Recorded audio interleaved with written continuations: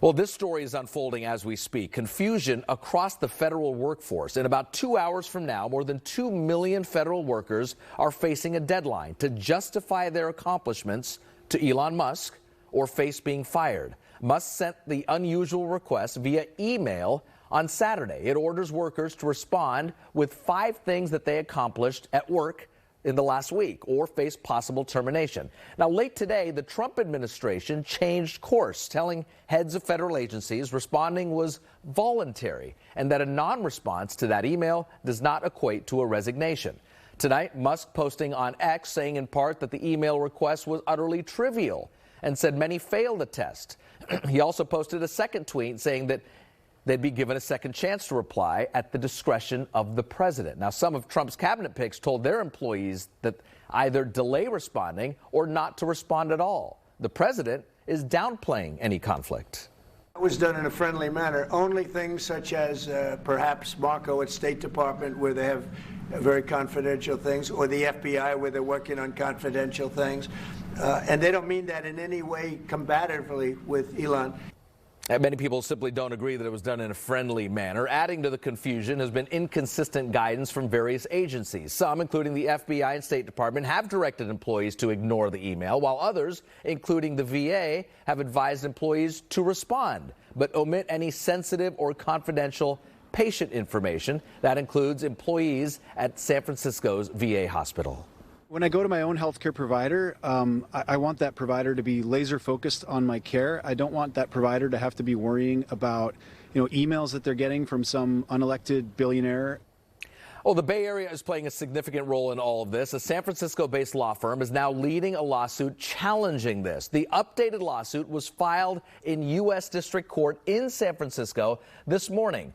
Altshuler-Berzon filed it on behalf of several federal unions and other organizations against the Department of Personnel Management, which actually sent out those emails. It also mentioned the post on X by Elon Musk, where he said, quote, failure to respond will be taken as a resignation. Joining us now is Naveed Shah, political director for Common Defense. That's a grassroots organization of U.S. military veterans focused on progressive issues. The group is also one of the plaintiffs of this lawsuit.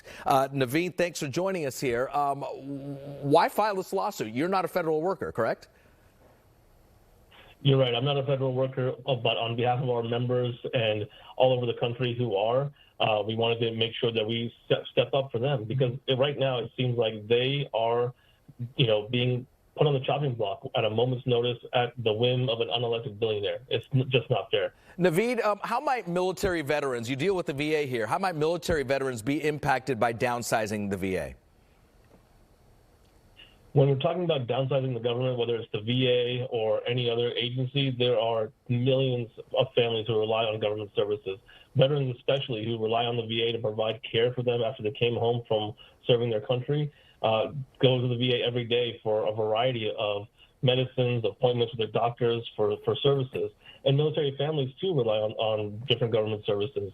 And aside from them, government workers are about 30% of them are veterans. So we're talking about veteran families. We're talking about our neighbors, our friends down the street, the other students at our kids' schools.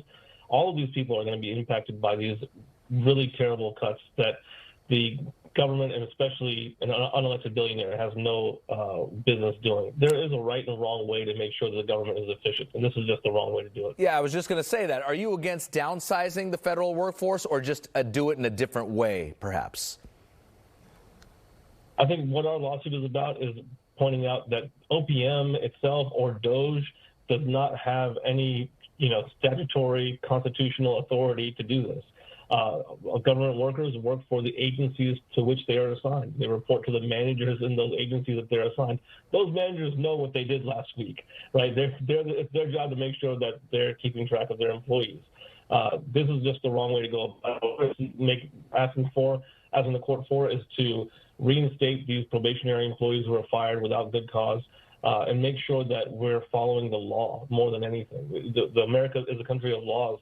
If we don't have the rule of law, then what do we have? We just have a billionaire jumping around on stage. So you refiled the updated lawsuit this morning in San Francisco. What comes next in the legal proceedings? Will we know something by the end of this week, next week? What's next?